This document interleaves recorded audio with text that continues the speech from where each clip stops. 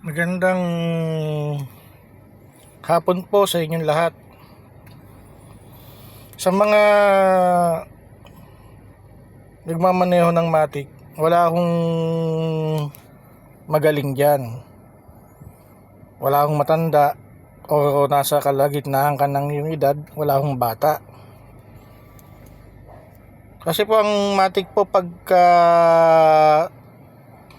uupo ka po, magpa-pray ka po muna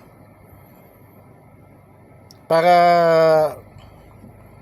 ma-relax yung isip mo na siya ang magbibigay sa'yo na ilagay ka niya sa maayos na sitwasyon. Ganito po yan. Si kuya kasi, kaya siya nakadisgrasya sa naiya. Ayan po, ako tatapak po ako sa preno. Ito gusto uungol yan yun. Ito po yung preno, tapakan ng preno. Naka handbrake po yan. Siguro naiwan yan nakadrive. Nakadrive po yan, oh. Pag tumapak ko kayo sa gas, tatakbo po yan. Wag niyong gagawin yan. Didisgrasya po talaga kayo dyan. Kaya siguraduhin natin, kasi pag binaba mo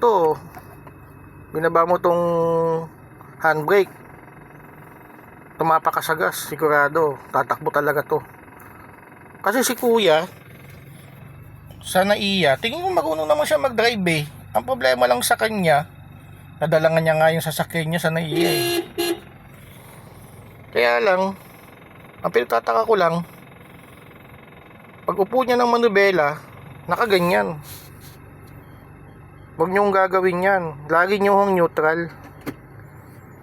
Tapos parking, para safety po tayo.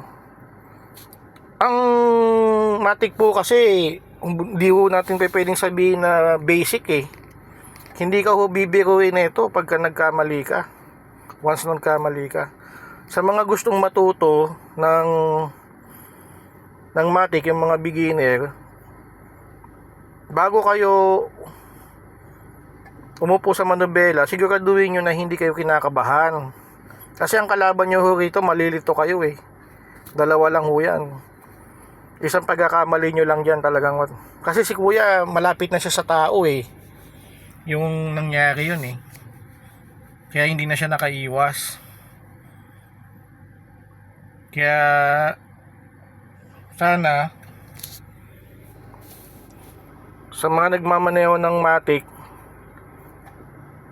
siguraduhin ho lagi natin na pag upo po natin, tapak sa preno, baba natin yung handbrake, cambio tayo ng cambio tayo reverse, cambio tayo ng pabante po yan. Nakatapak pa ako sa preno niyan ha, hindi pa ako nakatapak sa gas. Kasi pag niluwagan mo yan, reverse tayo. Pag niluwagan mo yung paa mo, atras yan. Ayan, matras yan. Kaya siguraduhin po natin, neutral, handbrake, parking. Yan po ang matik. Kaya wag natin sasabihin na basic lang to. Talagang hindi ka bibiruin na itong matik pag nagkamali ka talaga. Kaya sana ugalayin po natin na magpe-pray tayo bago tayo umupo dito sa manubela. At titignan natin yung cambio kung saan siya kasi minsan hindi natin alam naka-reverse pala, hindi natin alam naka-drive pala. Kaya lagi nating titignan yan. Siguraduhin natin yan. Kasi pag tumapak tayo sa gas dyan at umungol yan, sigurado talagang tatakbo yan. Kaya sana nakatulong to sa inyo. Kasi anong nangyari ganito, tapak ako ng preno no. Naka handbrake po yan. Malamang nakadrive yan. Nakadrive oh.